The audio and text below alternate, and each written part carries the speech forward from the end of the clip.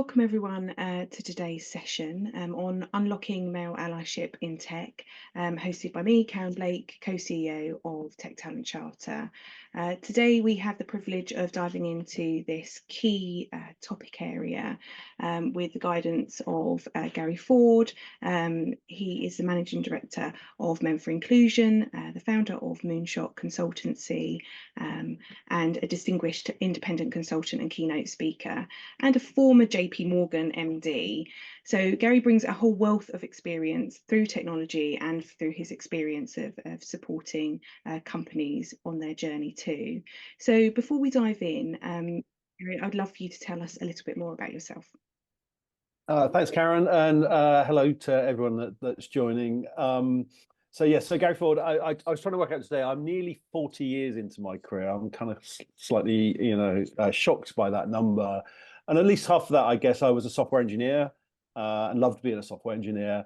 And then I kind of moved into, I guess, kind of more kind of leadership, transformational type roles, which I also totally enjoyed because actually I became as interested in the people as I was the technology, and people are ultimately much more complex, I think.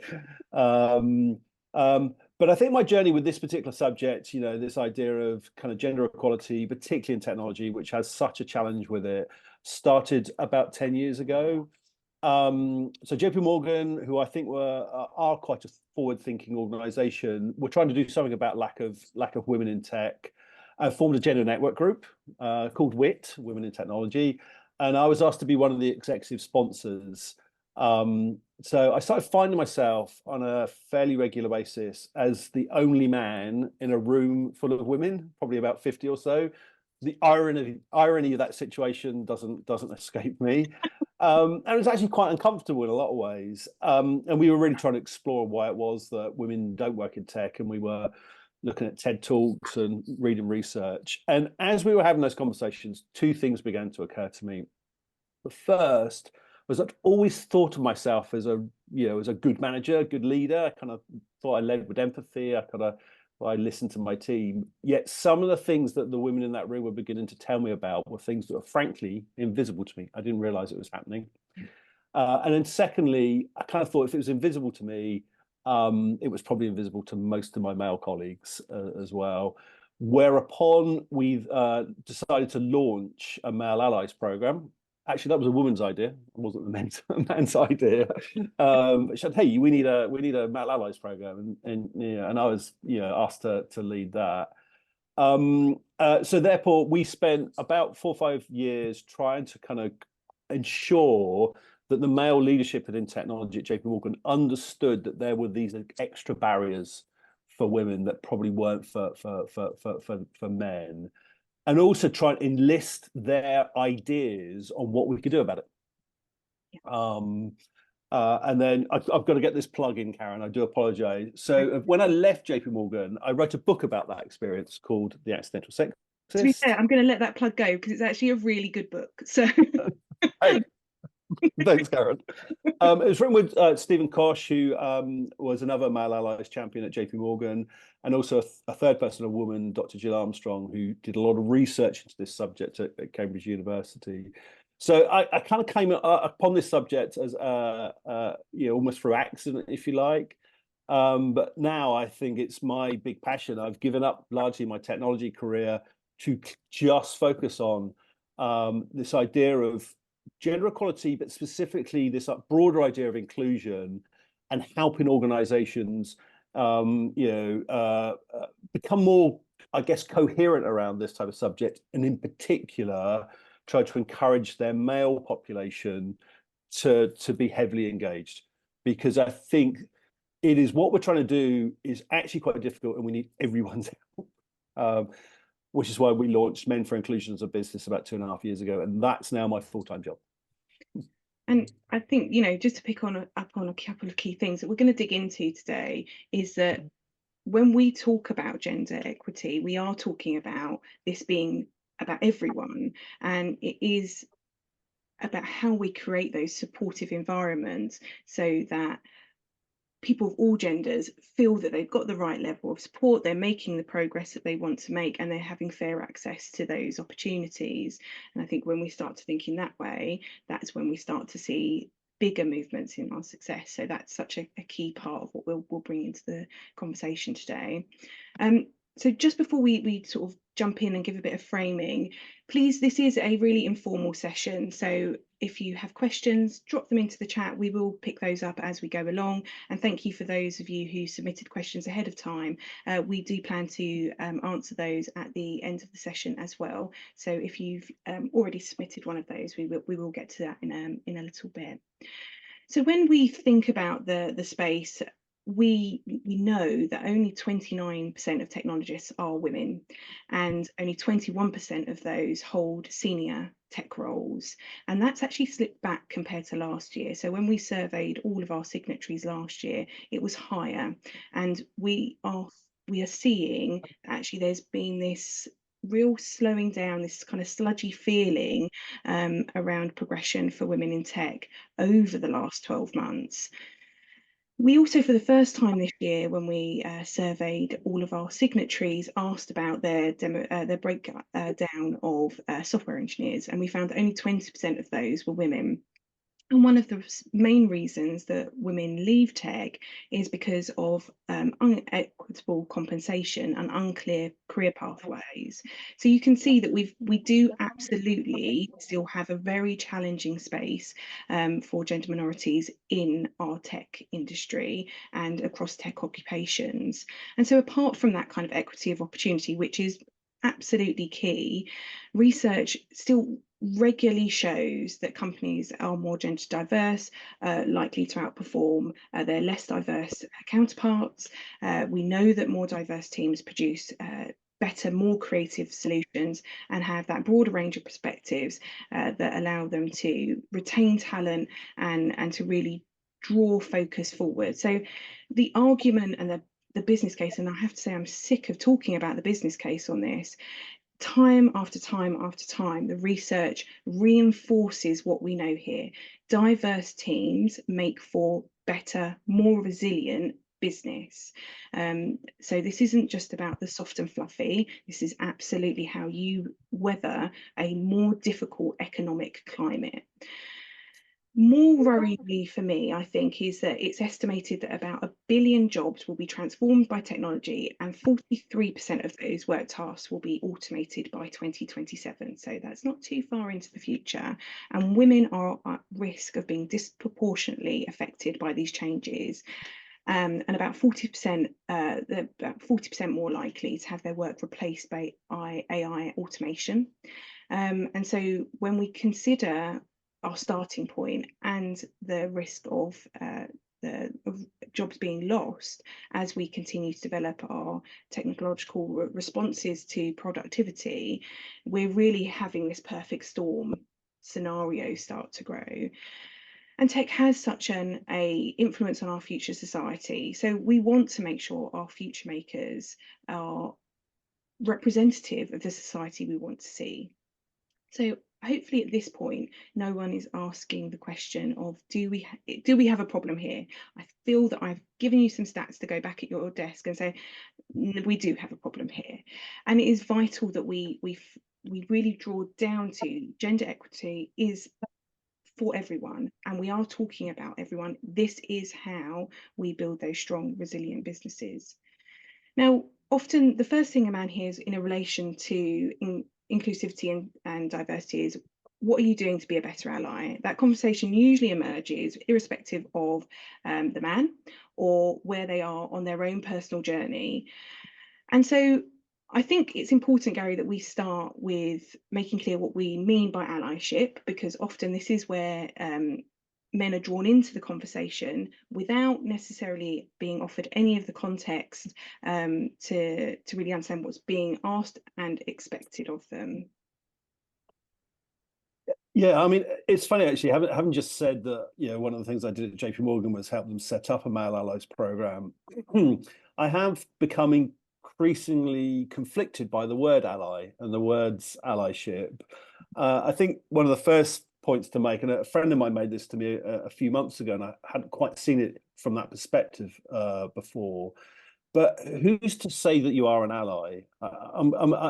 He was saying that I'm not sure you can self-proclaim it. I think it's kind of like someone else has to maybe suggest that that what you do is when you're being a positive ally. So I do think it has to be coming from a perspective of other people recognizing that you are. And I think the only way other people can recognize that is if you actually do something, right? And I do worry some people feel like they have to have the badge, but actually don't necessarily do something as part of that. The second thing I'm a little bit worried about allyship is I worry that for some, not for everyone, but for some people, allyship is simply about, I don't know, supporting, coaching, training, mentoring women and maybe others from underrepresented groups on how to succeed, but only in the current culture, right? So if you take one of the barriers that women face more than men, it's not to say men don't face it, but women face more than men, is being heard in meetings. Yeah, more like to be interrupted, more like to have their ideas credited to someone else. So lots of research showing that. So an ally, as I previously described it, might simply coach a woman to speak up more, to have a louder voice, right? Whereas we think there's maybe, and not to say that's a bad thing. I think that type of allyship, I still think there's lots of benefits to it. However, I think it's not enough. And I think we need to go slightly further.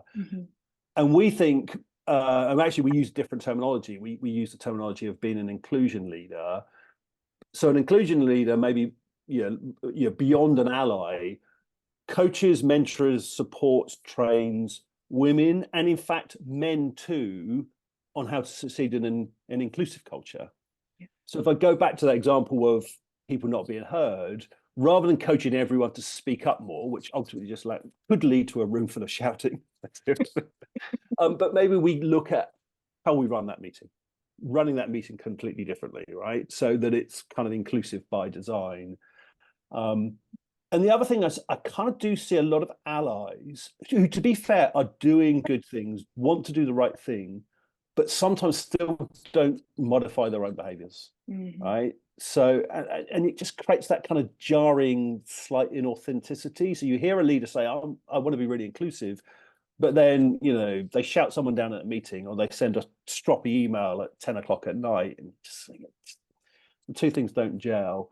So I do think this idea that we need to be mindful of everyone with a very different experience from us, and ensure that the barriers they face are understood, and and we're supportive about that. But I think we have to do that with that lens of everyone.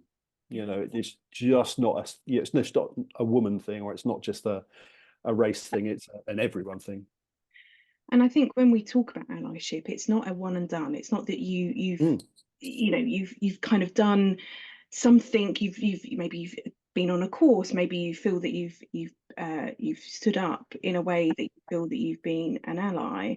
This is about a learning experience, and it's about listening.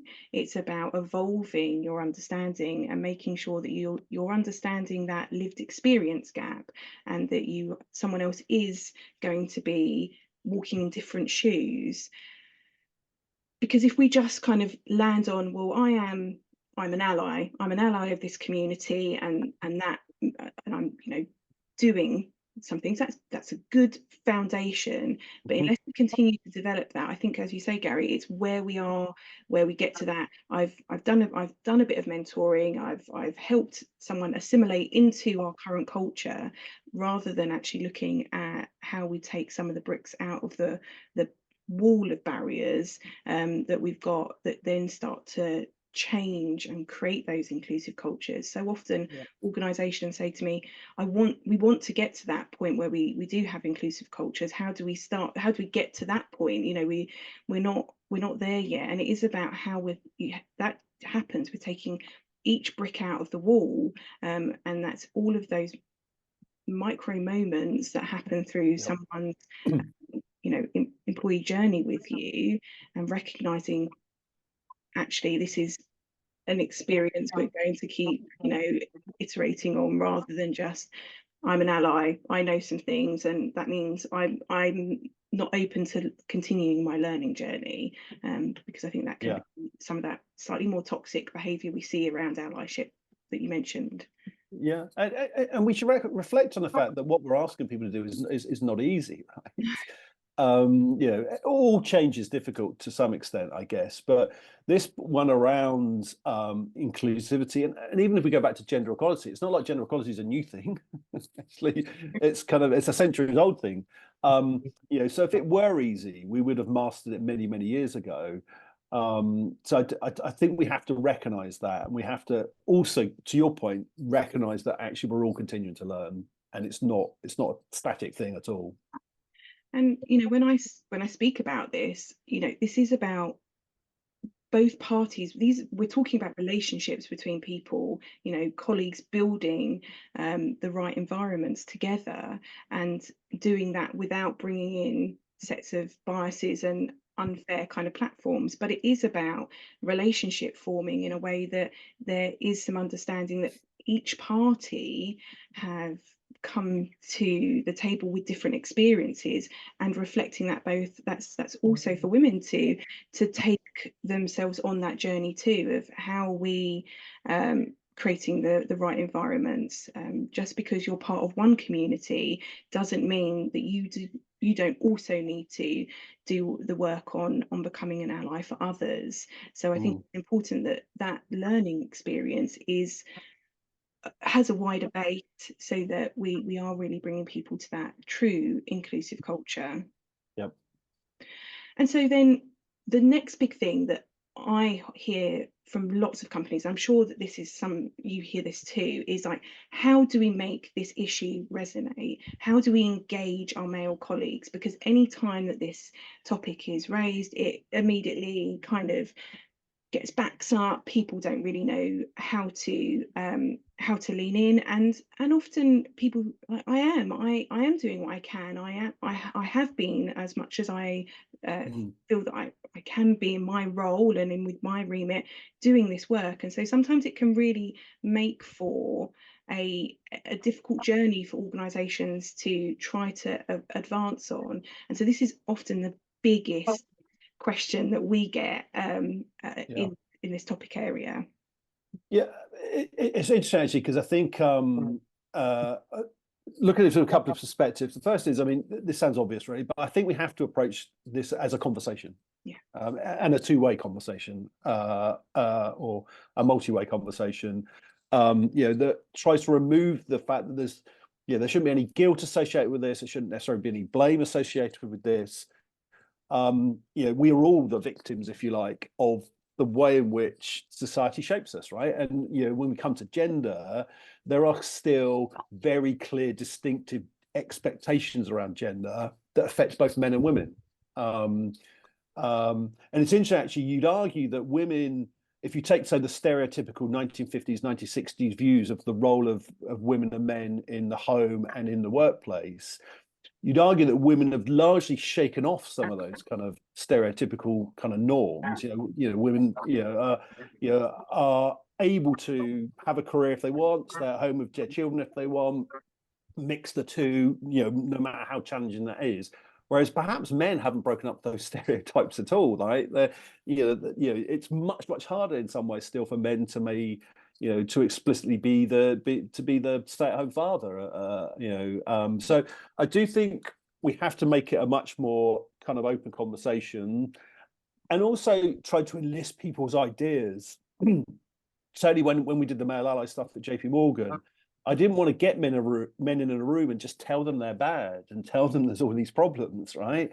I wanted to enlist their ideas. So what can we do about it? What have you seen that kind of really works? So I think kind of trying to help people feel that they can be part of the solution, just not part of the problem. And I do feel perhaps where we might have gone wrong with men, and why we might see so many men that have kind of sort of stepped back or stepped away from this conversation, is it feels in some ways we've kind of spent the last 20 years dragging men into a room and telling them, that they're biased and that they're privileged and, they're aggressive, albeit in a micro way. We've just brought them in, given them lots of really negative messages. in our research, we measure something called the lived experience gap, and we traditionally find that there is about a 20 to 30% differential in the male-female experience, and we find sadly even bigger when it's women of color. But that's not to say we don't find issues for men. We do. So some men do kind of hit these same barriers as women. It's just that it's just disproportionately higher. So I think we have to kind of recognize that that all of these, all of our, everyone in the organization will have different kind of challenges, different barriers within their careers.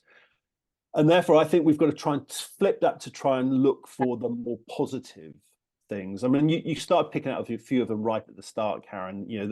The ideas that a more diverse and inclusive team does better stuff. Everyone wants to work in a great team, right? And I spent 40 years kind of mulling over what makes a great team, and what the great teams look like. And I think my experience of it, I've only sort of 3 or 4 times in my career have I felt like I'm part of a truly fantastic team, and it's and it kind of works really well. So I think that idea that we need to focus on the positive.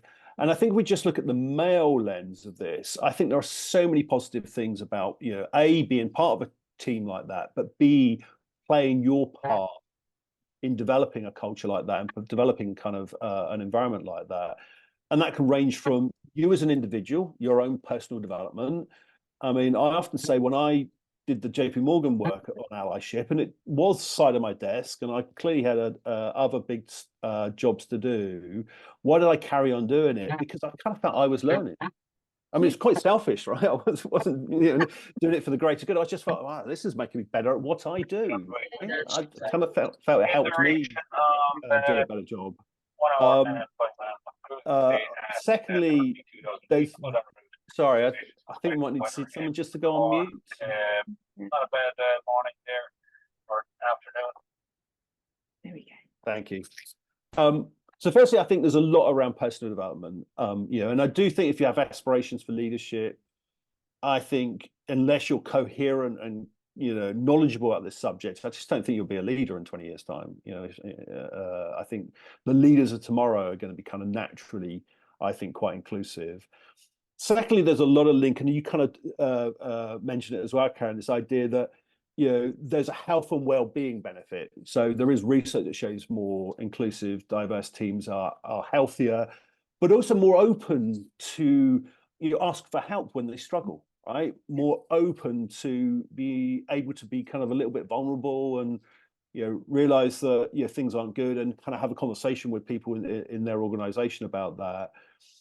There's clearly a ton of stuff around flexibility and choice. I mean, I guess COVID was a bit of an equalizer for helping people realize that actually you can work much more flexibly than we all thought you could.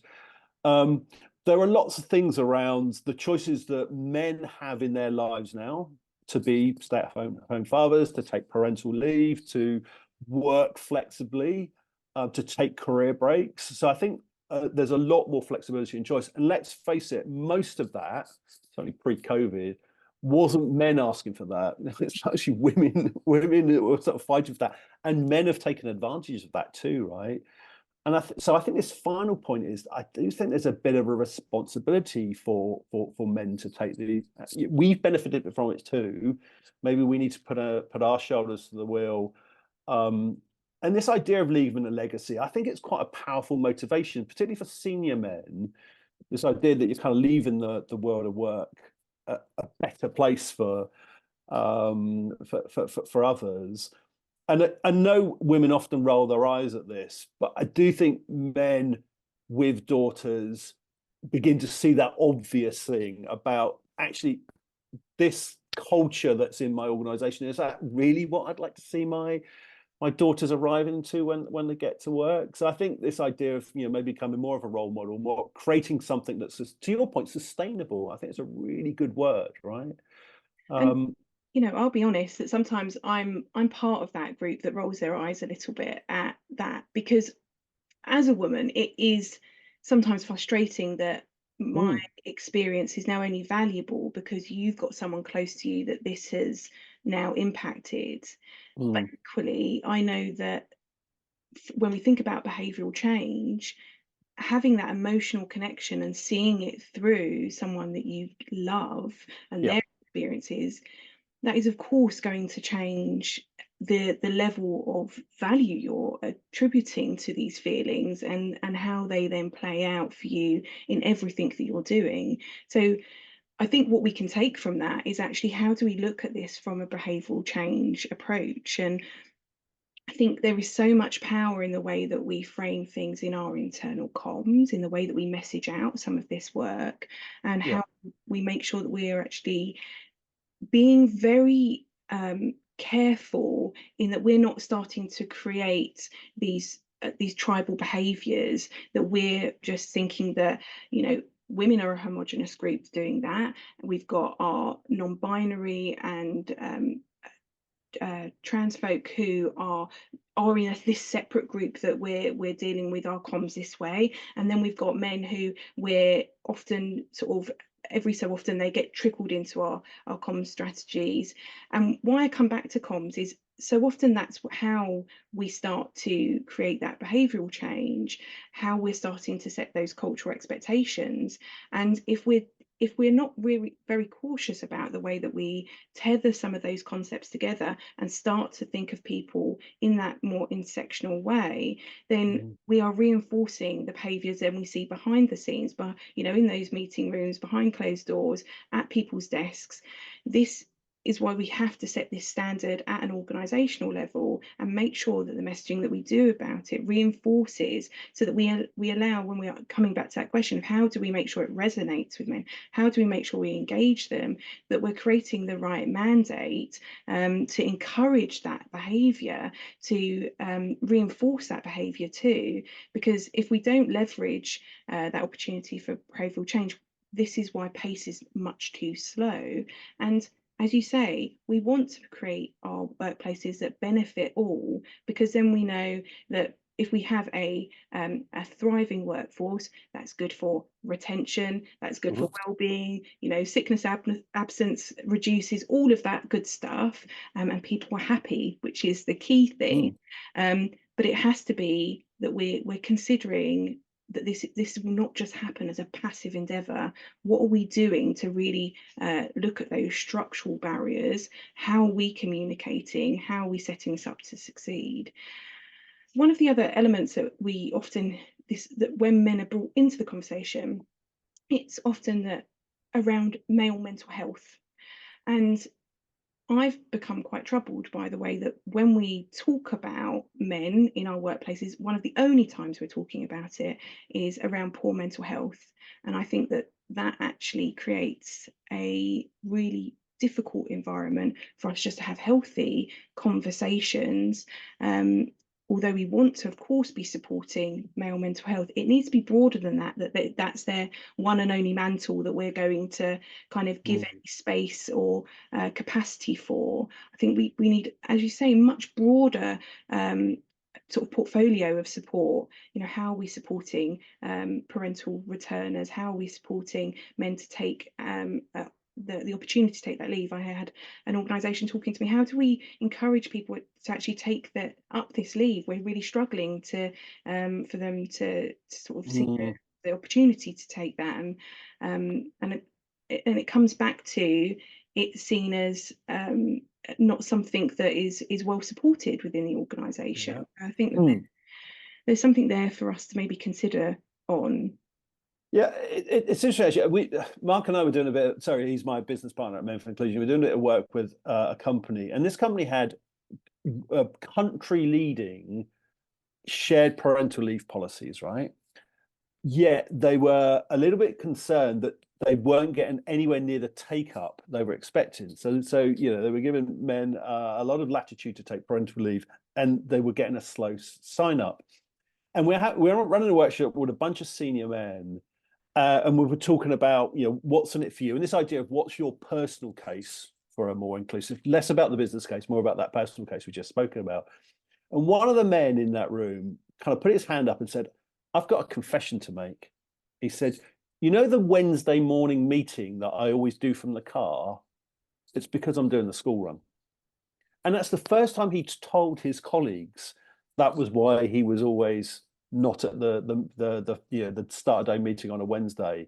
He held back from sharing that the reason he's doing that, he's doing the school run. And we were like, well, that's it, right? If you as a senior leader can't even share with your colleagues that you're taking time out for your children, no wonder the men in your organization are not feeling too confident about taking your shared parental leave. It's to your point, we have to kind of, we have to find some of those role models, and we have to make some of these things that they're okay to do, right? They're not career limiting. That's such a big point. And I think people think that to do that role modeling has to be these big corporate statements where you come out and you say something, Yeah. a headshot and a quote. But it's not that. It is those moments where you're completely authentic, that, that's not going to work for me, because that's not going to be something that I'm able to balance in. And we know that, especially in technology, it is really difficult to sometimes do that, because there's absolutely priorities that are time sensitive. And this is why, even more so, we need that transparency in conversations, so that we can be good teammates and know that actually that's when you tap me and I tap you in later in the day, because that's when I do something that's important to me.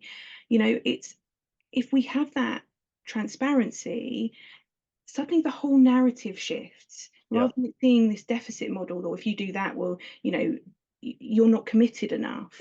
And I think that is absolutely such a big challenge. So for me, being a role model is the everyday, the way that you kind of bring these things into your conversation, and you're just being authentic to who you are, and the experience you're living through as well, rather than it needing to be this showpiece. I think sometimes it's become, and it has its place, that visibility, but to me, that's not what a role model is, Yeah, absolutely. And there are lots of kind of micro moments like that, I guess, aren't there? I mean, one of the challenges, I think, in any kind of team or any culture is that we're all likely to have different levels of affinity with the people in our team. It's kind of natural. We tend to want to gravitate towards the people that are more like us, and therefore we more likely to create kind of stronger kind of social bonds and things like that. And I do think there's lots of micro moments where that can play out in a really negative way. And one of the classic ones that I think is quite intriguing is the idea of, certainly if you're the team leader, who you ask to deputize when you have to be away. Wildly telling. It's so wildly telling. And I think that's one thing to really take note on from the call. That tells you absolutely everything you need to know about your team. It really is. That is, absolutely wildly interesting. And therefore, if you always give that opportunity to the person that's most like you, and the person you've got the strongest affinity with, then of course that person then gets, one would hope, the added benefit of having that opportunity. It kind of gets recognized.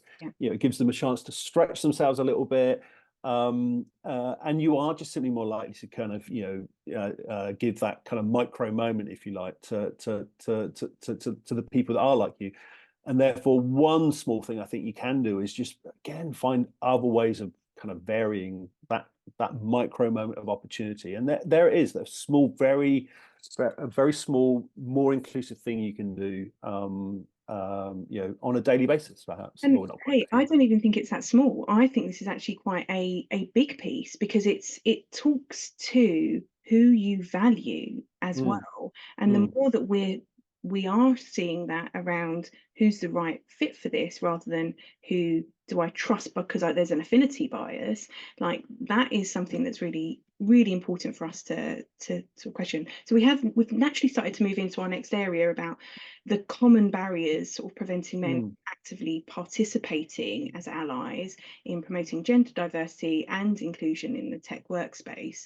And so I'd like to kind of talk about some of those barriers and challenges, so that we can speak to some of the specific actions and solutions for people to consider. Yeah, I mean, some of the research we do, I mentioned that we tend to find this different lived experience challenge. And it goes back. So Jill Armstrong, one of my co-authors of the book, she did a 3-year research program into this at Cambridge University. And her findings, and again, they resonated with the type of things that Stephen and I saw in technology at JP Morgan. So an obvious one is that women get more admin work to do, right? And admin that's not their job. Yeah. To the point where actually women are more likely to volunteer for it than their male colleagues, because it's work that has to be done, but adds, in of itself isn't a great learning opportunity and isn't kind of, it doesn't create, value to the organization. So who kind of gets to do that sort of thing is a major component. And kind of aligned to that, I do think we saw this, and Jill's broader finding was the fact that women consistently their expertise is doubted. They have to work harder to demonstrate kind of competence, particularly in very male-dominated industries. And the way that plays out in tech is a kind of interesting one. And we used to see it all the time, like women would walk into a room and a man would go, "Oh, you the BA." Right, so men always struggle to see women as the engineers, as being highly technical, and it's kind of closely connected for all the obvious biased reasons and the way we imagine women having certain skill sets. In fact, worse than that, Stephen and I found at JP that male managers, all well-intentioned, and all of this stuff often is well-intentioned, by the way, as well. Yeah. Male managers deliberately steering women towards business analysis and project management type roles, because we generally have a belief that women are better at relationships and people and stuff like that. So we steer them towards those type of roles, right? And we were steering them away from core engineering roles. So I think there's lots of these sort of small barriers, and are particularly prevalent in tech, and particularly prevalent in tech, I think, about the way in which work is allocated. Absolutely, that's a big point around why women leave tech. Unfair work allocation. That's one of the big drivers there.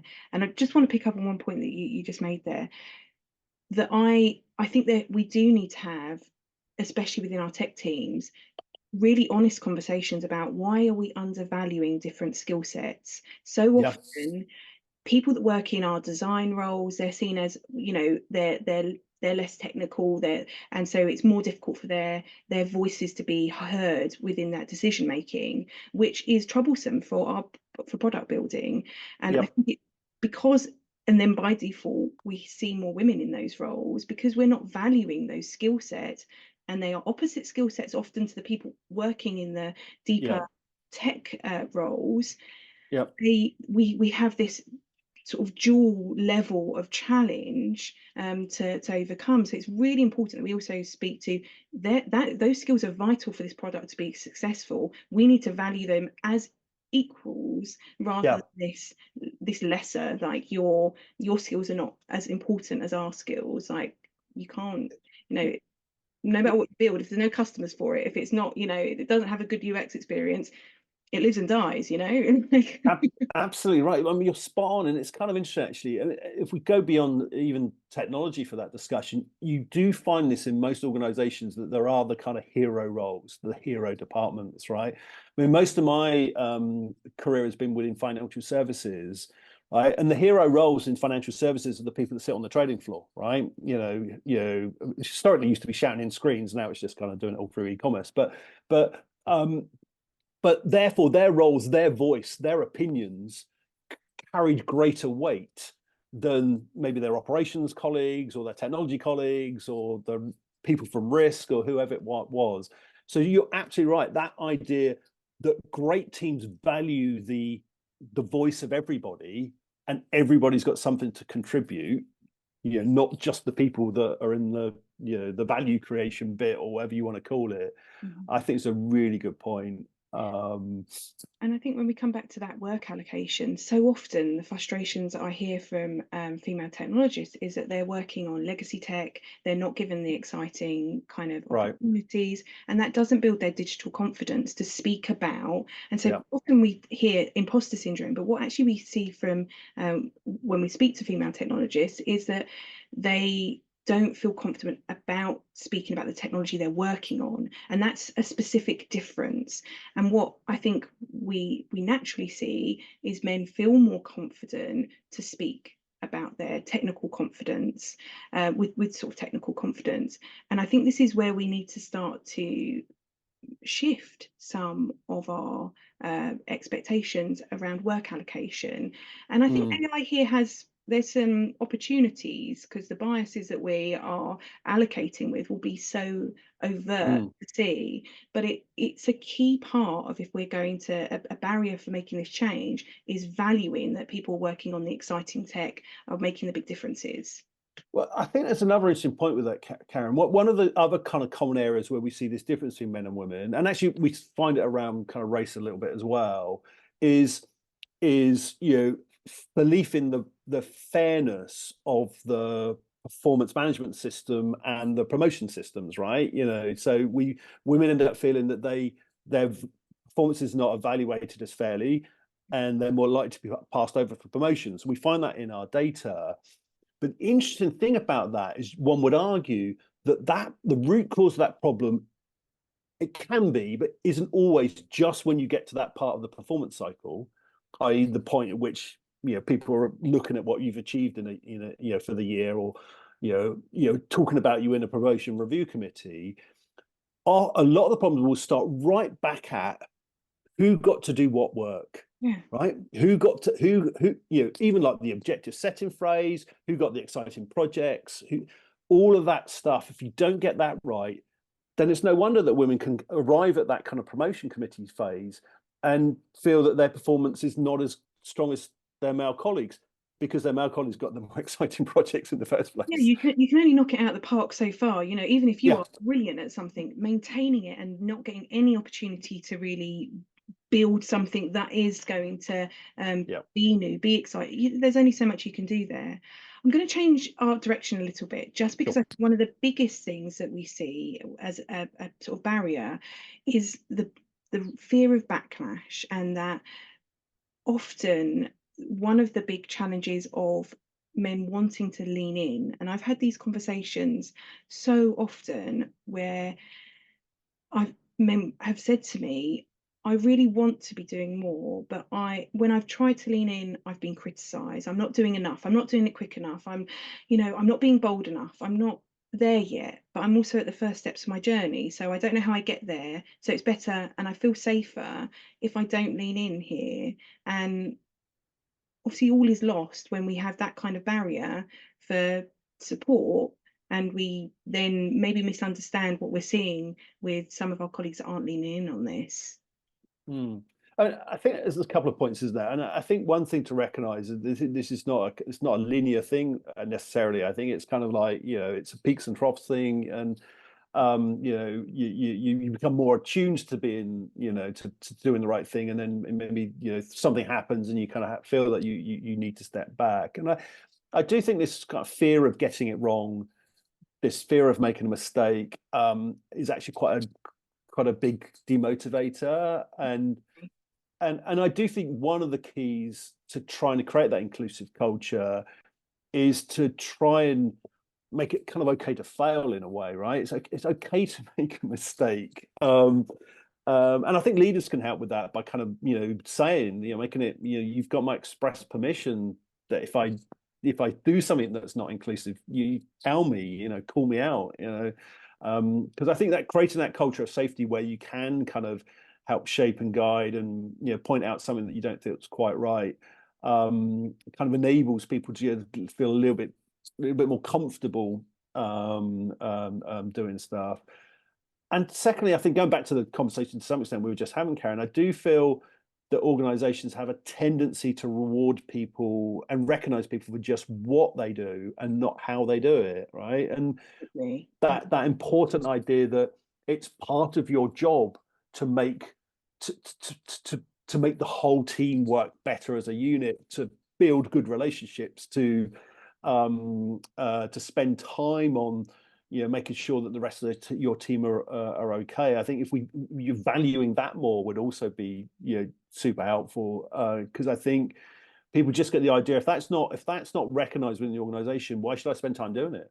Yeah, if we're You not know, valuing that kind of EQ and how that's going to make you be able to business partner in a better way, to work with clients, and just because actually one of the big things when we had to work from home as an enforced action, so not through choice, was people wanting to make those human connections still, those yeah. quizzes on Teams meetings. But that's when we kind of actually draw into, well, why was that? Why were we so keen to continue to seek seeing each other like that? It's because we do value those human connections. We do want to be in communities where we feel that we can share. And so when we kind of come back to that EQ and valuing it, it's really important that we do allow and show that value in our organisations. I think that that's so important. Now, one of the big things that we often hear is that talk about privilege, talk about you just will never know the experience that I'm going through or I've been through. And I know for lots of men that's really difficult because it's essentially a full stop. It's essentially a shut up. Mm. You have no place here to come and sort of speak. And I think that that's really difficult to kind of navigate round. So what's your view on that? How do we help with that as one of the biggest barriers that we see in this space? Yeah, I mean, certainly, I think kind of the privilege word is certainly a very, I think it creates an automatic sort of self-defense mechanism if you start, it is quite accusatory. So I think if we start from this place that we've all got, I kind of prefer the term relative advantage. You've all got relative advantage in certain scenarios. There are times, and in the world of work, because historically it's been designed by men for men, in that setting, more often than not, men do have a relative advantage. And there are other settings where that's true. But there are certain scenarios where women will have that advantage. So I think we have to recognise that all of us, have that unique, and that's the trouble with this subject. Sometimes is you have to make sweeping generalizations, and sometimes that's not helpful. So I do think kind of setting it in that, this is about unique individual experience and having opportunities to explore that and explore. And I think, as I said before, I think most people are well intentioned. So I think if we can kind of make it about that it's actually quite there's a lot of nuance to this now, and it's not about being right or wrong. It's not about sort of defending a position. It's more about trying to understand why people have the perspectives they have. And I think even the men that are very highly resistant, who are kind of like, oh, it's all gone, it's all too woke, and it's it's now all about positive discrimination. And I think you've got to find out why they're thinking that, right? I think you've got to bring them into that conversation, and understand what shapes their experience to get them to that particular point. I mean, one of the earlier points you're making, Karen, is the fact that the lens about if you want to think about the gender inequality against men, it's just about their mental health. There are others, right? I think if we want a gender equal society, it's got to cut multiple ways. Yeah. And therefore, if there are systemic challenges for men, which arguably there are, certainly for working class men in the education system right now, you'd argue there's systemic barriers for them. So I think it's got to be about trying to find the unique eye and having open conversations with people and not making those big massive false assumptions that so easy for us to make. So I wanted to make sure that we've got some time at the end for questions. So I want to do a bit of a quick fire. So when we think about strategies that we can implement to engage and empower male allies, what are we considering here? So absolutely, for me, a big one is that we are not just working to encourage assimilation, that we are valuing that difference, and we're making sure that we're not just equipping, as we mentioned earlier, that we want our gender minorities to be a mirror version of what we've created across a male gaze in our organisations. One, because when we talk about all the positives of diversity and the business case for that, none of those happen when all you do is forced assimilation into that culture. So Yep. that's a massive reason. And for me, I think that's you must challenge yourself on anything we're about to then say, that you're not just creating roadmaps for that forced assimilation into the current culture. Because when we think about things like mentoring and coaching, and creating those kind of programs, if all we're doing is a kind of indoctrination into the bro culture, nothing changes. We don't open up the door, we're not throwing down a ladder. All we're doing is we're going to make you have a still challenged environment. So I think that's a really important one. Give me a couple from your perspective. Yeah, I mean, I think there's I do think there's a place for it's interesting actually, because I think we've kind of steered away for good reasons, kind of like men only spaces. And I think one of the questions in the chat's kind of lean into this. I do think we have to give a little bit of space for men to explore this subject.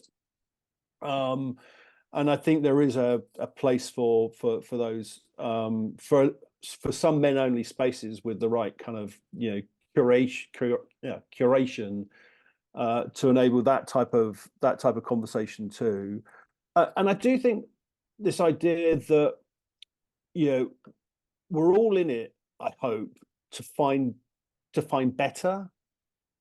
So whether you want to define as better, but if we stick with culture, then that has to be a thing that we all contribute to in some way. And actually, I think technology as a sector, I think, is quite uniquely positioned for this, because I think most modern software delivery practices really promote the idea of continuous learning, more so than I see in many other sectors, right? So the opportunity to on a regular repeated basis pause, take stock, learn from what we've done, make adjustments, and actually to plan for time to make those adjustments, improvements, I think as a philosophy actually puts them in a really good place. I think it's just that if all we're doing is focusing on the better engineering and eliminating waste, and if we focus a little bit of our time on the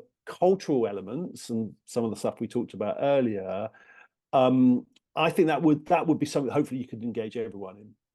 Absolutely. And I think it's moving away from this that we have these binary views of every demographic. And I'm pleased to say that the space is moving to a more intersectional approach when we look at how we support people in our organisations. And that's so important because, as part of these big groups that we're talking about, there are so many different types of experiences, and to be able to support those appropriately, we must take a better approach to intersectionality.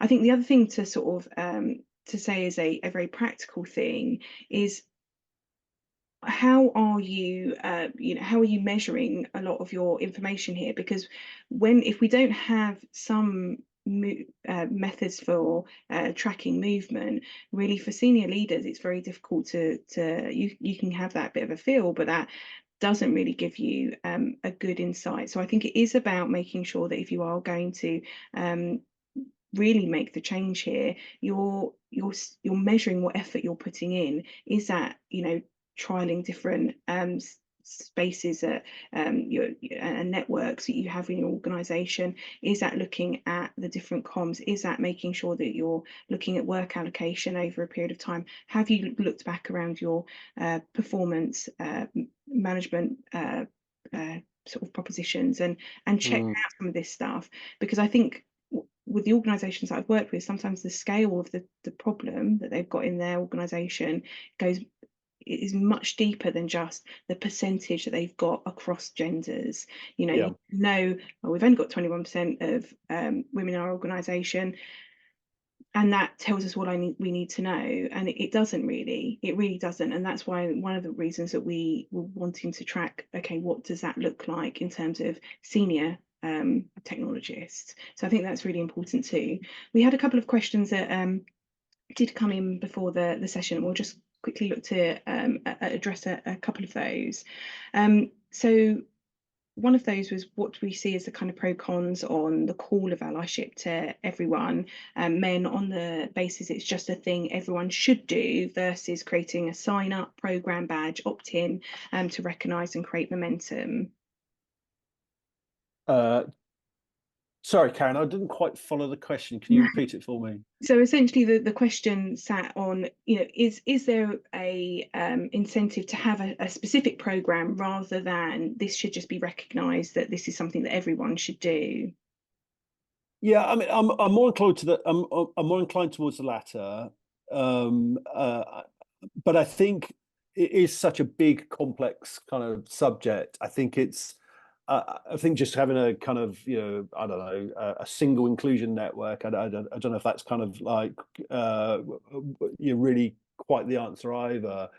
So I kind of quite like the idea of an organization saying to people, this is a strategic kind of objective for us, and therefore we expect everyone to give up X% of their time, or X hours a week, or X days a year, to focus on improving the inclusive culture of the organization. And that's what Microsoft does. Yeah. Microsoft does. And here's all the myriad of ways that we will enable you to do that. And that could run through to, there are particular diverse events of some description. It could be about learning opportunities. It could be silent study, silent reading, whatever it could be. But you give people a range of ways in which they can get involved, but setting the expectation that you will be involved, clearly on the company time, but we expect it of you, because that's our culture. It's part of our values. So I do think kind of then having a variety of ways in which people can get engaged is quite important, so they can choose, the thing that's most important to them. So that would be my kind of main thing. And I think the other thing is, back to our earlier conversation, there's the idea of looking at the way in which we incentivize and reward people, and think about how can we reward people for the how they do things as well as the what they do. Yeah, make sure people know no one has a blank page. There's a bit of a roadmap to what the expectation is and how to get there, depending on the start of your maturity journey, because everyone will come at this from a different starting point. I think that's really important. Thank you so much, everyone, for joining the session. If there's any questions that we didn't get to that you would like to share, please do drop me an email. I'd be really happy to sort of follow up on those things. And I hope that you have a good rest of your day. Thank you so much.